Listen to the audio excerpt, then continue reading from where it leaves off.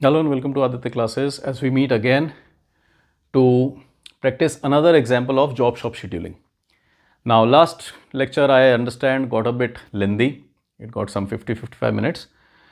This time we'll try to keep it short, but because that was an introductory lecture, so there are things that are opened up for the first time. This time we'll see that it is not such a complicated technique as it may appear in our first practice example. So we have taken two approaches. One was a scheduling for individual machines. So where we had a schedule for all the individual machines that we could give to machines that this will be your schedule. First job will be first this job will be arriving, the next this job will be arriving, next this job will be arriving. So they have their personal schedule. We have not written names over here, so let us call it J1, J2, J3 and J4. So we have 4 jobs this time. So that individual machine level scheduling is helpful for machines to coordinate. That machine knows that what is its idle time, when can it take break, when can it service itself. So it is for the machine level scheduling. Then we have a Gantt chart which is good for a manager, which is good for maybe a job itself. Person who is bringing in that job, he knows that yes, this will be my waiting time, this is the time from this machine I'll be moving here, this will be my waiting time on this machine, here this will be my processing time. So Gantt chart is a pictorial technique. We always understand that pictorial techniques are much more richer in explaining the facts, the situation. But yes, constructing them can be a bit tricky at times. So we'll again split the question into 2 and then we'll check if both our schedules are matching or not. First we'll prepare a machine level schedule. This time we'll prepare a machine level schedule first. Schedule for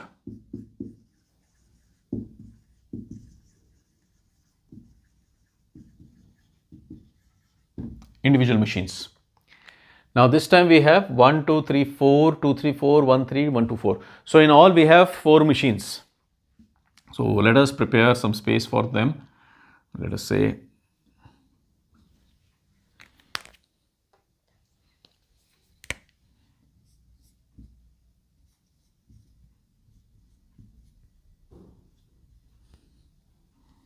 job 4,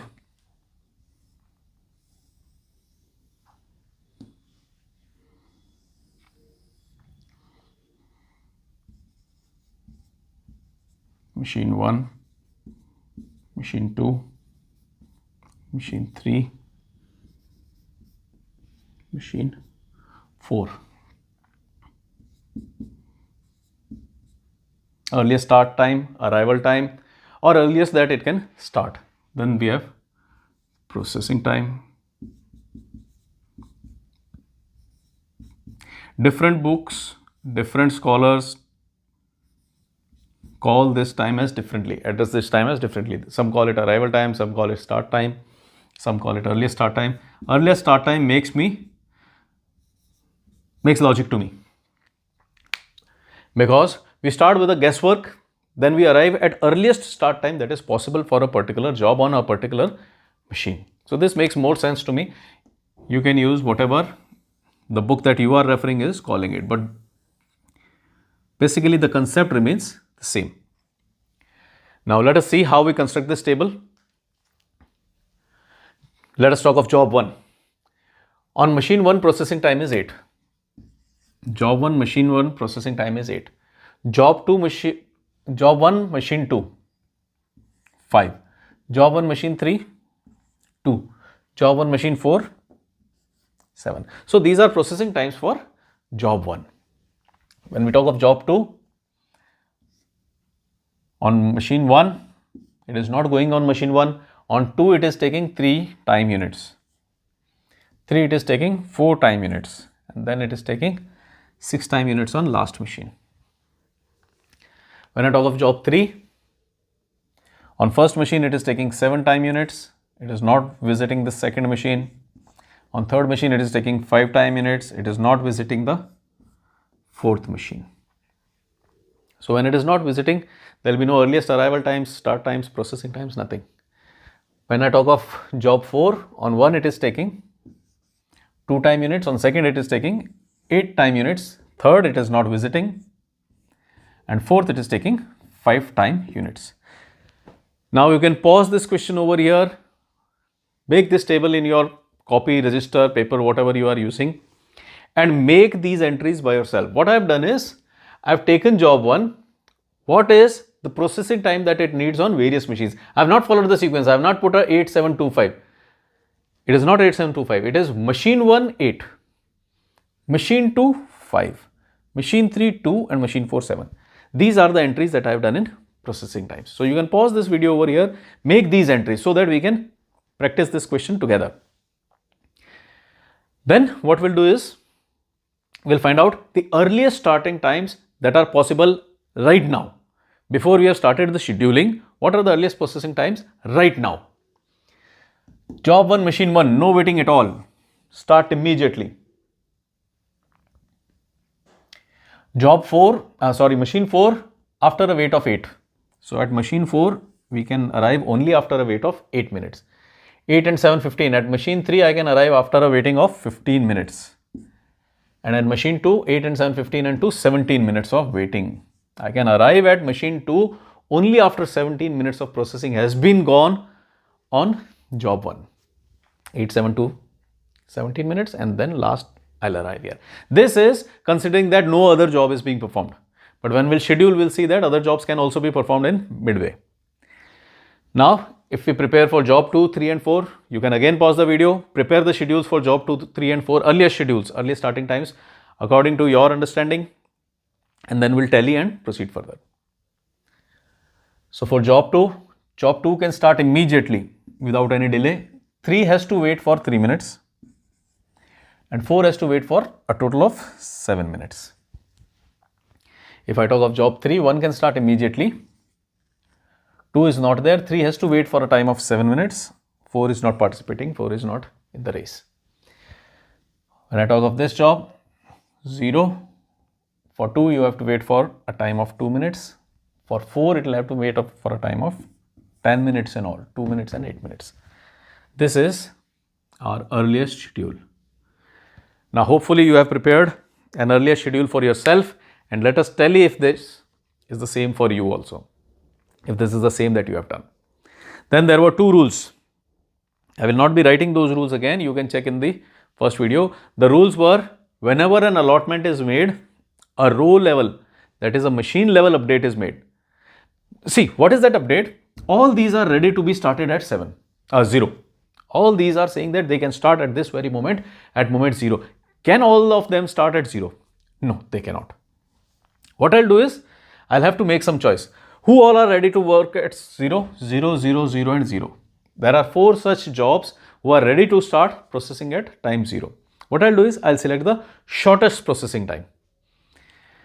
If I allot this, it will take a processing time of 8, a processing time of 3, 7 and 2. So definitely I am allotting this job first. Why? Because all of these jobs can be loaded at this very moment 0. But my criteria for selecting the sorting the tie is the shortest processing time. Shortest processing time is 2 minutes. Once the station is allotted, this will occupy it for 8. This will occupy for 7. This will occupy for 3. This will occupy only for 2. So I am giving this a first.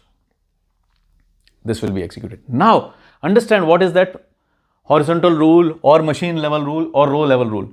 Now if this processing is started, there is no fun writing 0 over here. Because 0 would mean that job 1 is waiting that I'll be starting my processing at time 0. It cannot start at 0. It has to wait up till 2 because an allotment has been made. A job has been loaded on machine. Now when job has been loaded on machine, these 0 are fake numbers. The real numbers would be, because you will not get processed before this is completed. So you have been delayed from 0, you have been delayed to 2. This is the first update. If some job was waiting till 8, then you need not update it because it will arrive at 8, the machine will be free at 2. This you will get clear when we allot this one. For now, what is the scenario? I allotted this, so I updated these. I updated these jobs that you cannot start at 0, you have to wait till 2. In updating these, I have delayed it by 2. Now, if I have delayed it by 2, all other processing tied to this. Once it's free from here, it will move here, it will move here, it will move here. But if the delay is added over here, if the start is delayed from 0, it is delayed to 2, all these will be delayed by 2.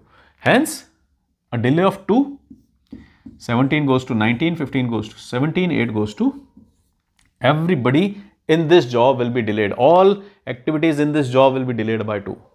What happens over here? A delay of 2, hence all will be delayed by 2. 7 becomes 9.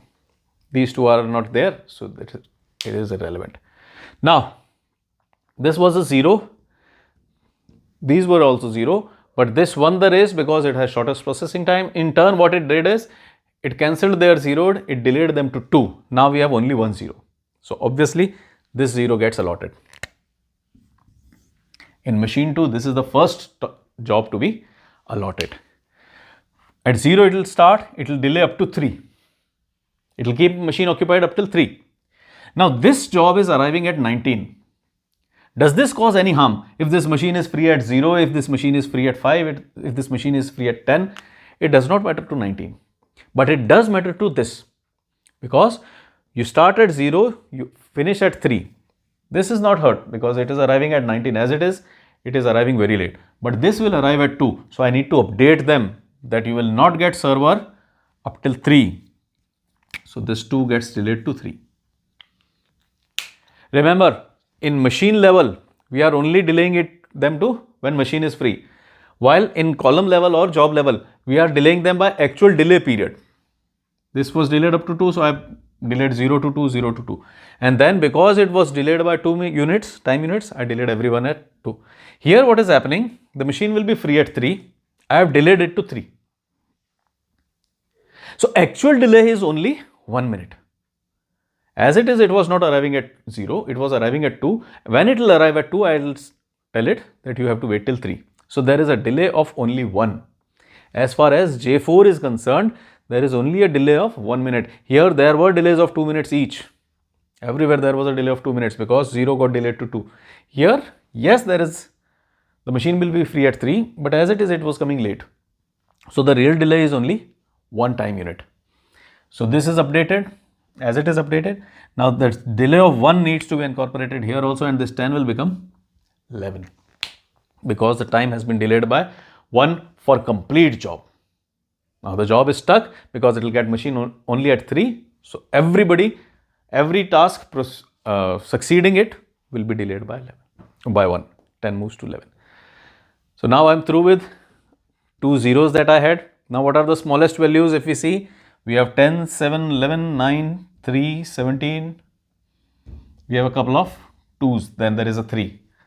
Couple of 3s also. Starting time, earliest, first come, first serve. So in these, in these 2, this is also a 2, this is also a 2. Obviously, this is a 3, this is a 3, but 2 takes precedence over them because first come, first serve. So 2 has arrived earlier. This 2, actually it arrived at 0, got delayed to 2. This 2 actually arrived at 0, got delayed to 2. So everything looks same. So if everything is same, we need to go to shortest processing time. This is 8 and this is 7. So I am giving it a nod. 1. Second job to be mounted on machine 1 will be this because it has shorter processing time. If you engage this at 2, 2 plus 7 will take you to 9. Machine 1 is engaged up to 9. So you need to tell them that sorry, job 1 has to be delayed to 9. Now 2 has been delayed to 9. So there is a delay of 7 time units. 7 time units taking it to 26, 7 time units taking it to 24, 7 time units taking it to 17. This is what we mean by machine update and job update. Machine has been updated. As a consequence, all subsequent job 1 on subsequent machines will need to be updated. So we are through with 1, 2. There was a 2, but now it has become a 9. Then there is a 3 and a 3. This 3 and this 3. This 3 as it is arriving at 3. But this 3 actually arrived here at 2 and it got delayed up to 3. So which one is better? Who arrived earlier? First come, first serve. This one definitely arrived earlier. So this is getting a second. On machine 2, second one to be executed would be J4. This is not getting a turn right now. Now it starts at 8, 3 and 8, 11. So this machine will be engaged up to 11. If there is anyone who is waiting before 11, he has to be delayed. This is done, this is not participating, this is done. This will as it is arrive at 26. So no need to update. If it had arrived at 10 or 8, I would have delayed it to 3 plus 8, 11. Because we are starting at 3, we'll be finishing at 8. So it would have become 11. But as it is coming at 26, no need to worry. So we are through with these zeros. Then this 0 is done, 3 is done, this 3 is left. This is the smallest number in the remaining matrix. Starting time. First come, first serve we are taking. So earliest starting availability is for this. 3. I'll allot it. This is the first job on machine 3. Start at 3, finish at 4. Take a processing time of 4. So 3 plus 4 becoming 7. This will arrive at 24, no worries. This will arrive at 9, no worries. We are good. No updates required at machine level. First we check machine level, and if something is updated, then we update the job level also. So we are through with this 3 also. Now let me scroll through it. We have a 9. This is done, this is done, this is done. Then there is a 26. 9, 26, 24. There is another 9. Then there is a 7. 7 clearly is the smallest one. So on machine 4, this becomes the first task to be executed. 7 plus 6, 13. 17 need not be delayed. It is arriving at 17. Machine will be free by 13. This needs to be delayed. Instead of 11, now it will be delayed to 13 because machine will not be free. Remember, there are two different types of updates. At machine level, I am only delaying it to my finishing time. But at job level, I am delaying them by a margin of delay. For example, here it went to 7 plus 6, 13. I have updated it to 13. Now, there is a delay of 11 plus 2. 11 to 13, a delay of 2. If there were any jobs here, any processings here, they would be delayed by 2 time units. But this time there are none. So I am leaving them intact. So I am through with 7. Then there are 9s. This is a 9, this is a 9. This 9 arrived at 2. This 9 arrived at 7. So obviously the first one to go would be this. So first, second and third. Machine 1 is completely allotted. It has all the jobs that were scheduled. 9 and 8, 17. No updates need to be done because the machine is completely exhausted. After this 9, we have this 9. 9 plus 5, 14. There is no competition, so this gets allotted. First task is allotted. I'll allot it as second. 9 plus 5, 14. Now 9 plus 5, 14. This does not need update. This is done. This is done. This is 24. So as it is coming 10 units late from my time. I'll free this machine by 14. This will arrive at 24. So no updates are needed. So I'm through with kind of first round. Now I'll see, I have a 26, I have a 24, 13 and 17. So 13 is this shortest one, smallest one, earliest one. So we have a 13 plus 5, 18. You cannot start this processing at 17 because the machine will be free at 18. So I need to update it to 18. In doing so, what I have done, 17 has been delayed to 18. So this 24 will be delayed to 25, 26 will be delayed to 27. See, 13 plus 5, 18. Machine will be free at 18. So 17 was delayed to 18 because the machine will be free at 18. Now this caused a delay of 1 time unit. So all the other processings was also for this job were delayed by time frame 1. 17 to 18, 24 to 25, 26 to 27. So we are through with this. All done. The least one now is this 18. So I'll go ahead and assign it. 1, 2 and 3. Allotment done. 18 plus 7, 25. Nothing remains over here. Then the smallest one is 25 in complete matrix. 25 plus 2, 27. This will be my third allotment. And here this will be my third allotment because this is the only allotment remaining. 27 plus 5, 32. Fine. So this is schedule at individual machine level. Now as I told in last example also that there are quite a few overwritings. So what you can do is you can prepare a fair schedule and give it to your scheduling team. So let us prepare a fair schedule. So here is our fair schedule from this. Now this schedule you can provide to the machine operators. Machine operator 1 will know that I'll put these numbers also. First one to come is this, second is this,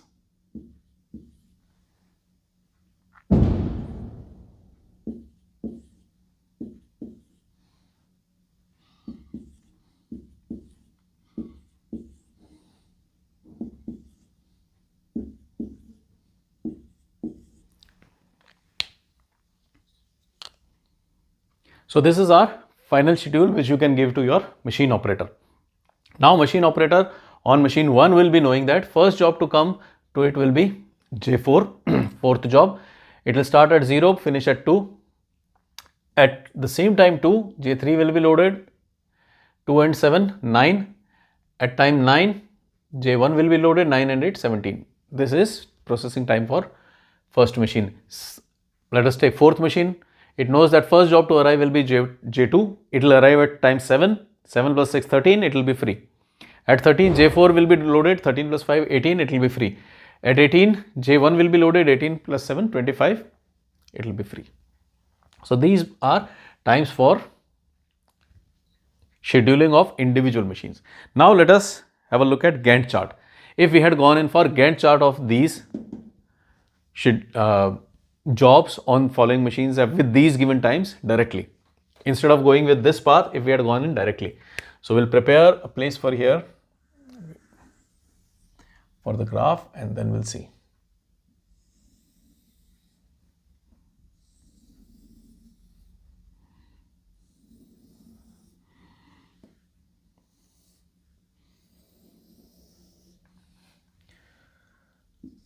We have machine 1, machine 2, machine 3 and machine 4.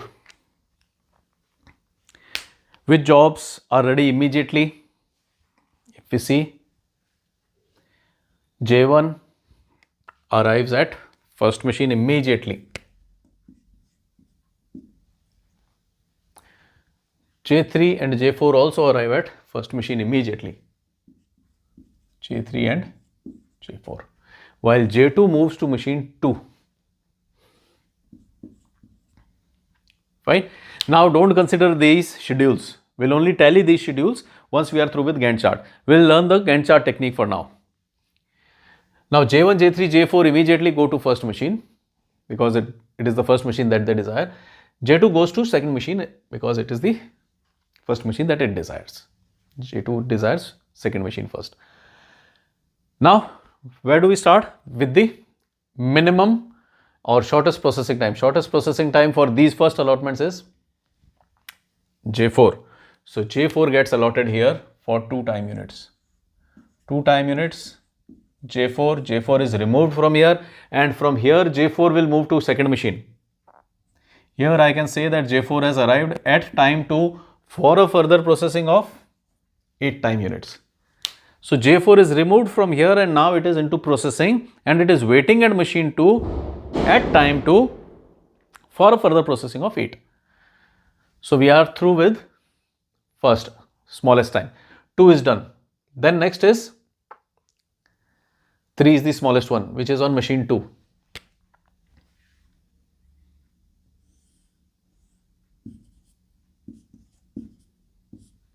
J2 has arrived on machine 2, J2 is clear from here. From machine 2, J2 will be moving to machine 3. So it will move to machine 3. J2 arrives here at time 3. It has processed from 0 to 3. At 3 it has moved to third machine for a processing of 4 minutes or 4 time units, whatever it is. So J4 is done, J2 is done. We are through with 2 and 3. Next shortest processing time is 7. So J3 gets a go ahead. J3 for a processing time of 7. From 2 it will start and it will move up to 9. And this is J3. J3 is removed from here. Now it is into processing. From here it will move to third machine for a processing of 5 minutes. It has moved for a processing of 5 minutes. It has come to J3 at mark of 9 minutes for a processing of further processing of 5 minutes. So J2, J3, J4 are in processing. J1 remains.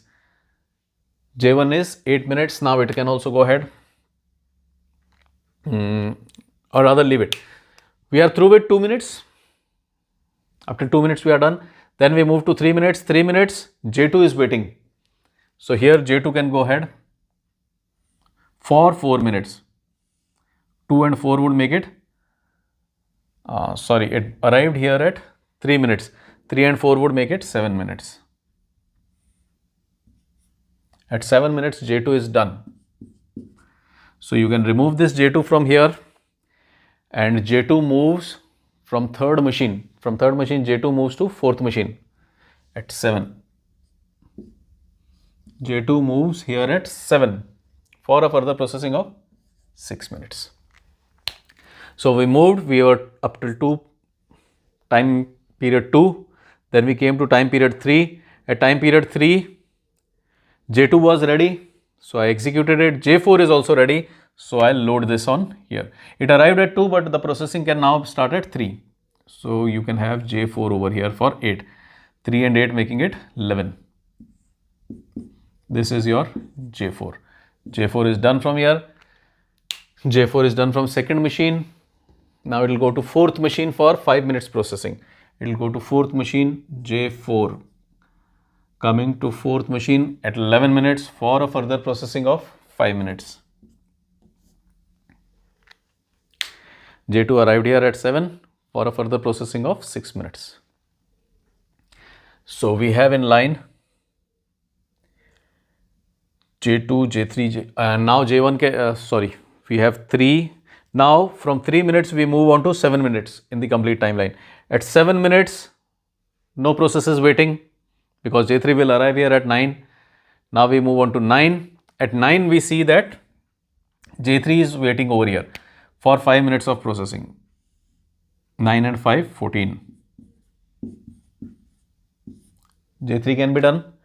And from here, what we see is J3 from machine 3. It is done. It is completed. So J3 is done. J1 at 9 can step in. J1 had a processing time of 8 minutes of machine 1. So 9 and 8 making it 17. This is J1. J1 is also into the processing line. From here it will move to fourth machine at 17. J1 comes here at 17. At fourth machine it will need a processing of 7. From 9 and 8, 17. 7. So J3 is finished. J1, J2, J4 all are waiting on this fourth machine. J1, J2 and J4 all are waiting for this fourth machine. Who gets this machine first? J2 was here at 7. So J2 can run for this at 7. 7 and 6, 13. J2 is done. On machine 4, it is finished. So J2 is done.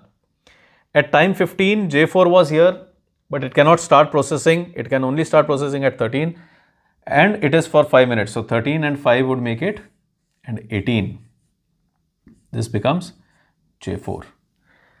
J4 on machine 4. J4 on machine 4. It is also completed. Then last one is J1 on machine 4. 17. It came here at 17, but it gets machine at 18. So 18 plus 7 would make it a 25. And J1 from machine 4 moves to machine 3. J1 comes here at 25 for a processing of 2 minutes. Immediately gets the workstation because no one is sitting here. And from 27 it goes to job machine 2. So J1 goes here at 27 for a further processing of 5. It immediately gets the workstation because no one is waiting over here. So this is a Gantt chart.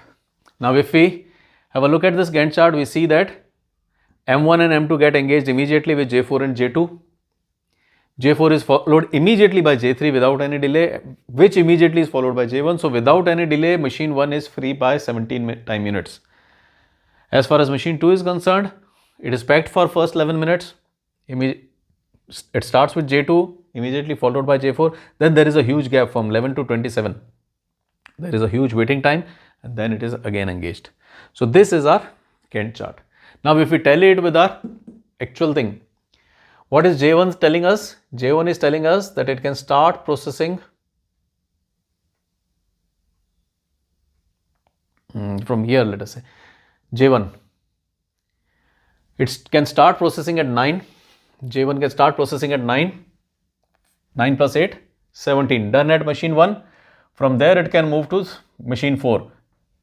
It jumps to machine 4. Not starting at 17, rather it starts at 18. It starts at 18. 18 and 7, 25. 25 done. From here it jumps to machine 3. 25 it gets immediately the workstation, 25 to 27, and then 27 to 32. So J1 is completely fine. Here it finished at 17, but it did not get a workstation, which is clearly shown here. 9 and 8, 17, but it gets next workstation at 18. So this was job 1. Job 2 says you can start at machine 2 immediately from 0 to 3. From 3 to 4 you can move to machine 3. From 3 to 4, 0 to 0 plus 3. From 3 to 7 you can move on machine 3. 3 to 7 we can see that J2, 3 to 7. It started at 3, finished at 7. 0 to 3, 3 to 7, and then 7 to 13 on machine 4. 7 to 13. 7 to 13 on machine 4, J2. Exactly as our schedule of individual machines was indicating. Then we have job 3. It can start at 2 on machine 1. It can start on 2. Job 3. It can start at 2, processing of 7. 2 plus 7 is 9. Then it can jump to machine 3. 9 plus 5, processing 14. Done. Job 3 is done. Job 4 can start on first machine immediately 0 to 2. Then you can jump 3 to 8. You can jump to second machine, but there will be a delay. You have jumped here at 2, but you will get a start at 3. So 0 to 2 and 3 plus 8, 3 to 11. J4 is here. 0 to 2, 3 to 11. 0 to 2, 3 to 11. And then you arrive at fourth machine at 11, but you get workstation at 13. 13 plus 5, 18. J4 is through with it. So Gantt chart is giving me more of a pictorial technique, pictorial representation, while this is giving me a machine level executional details.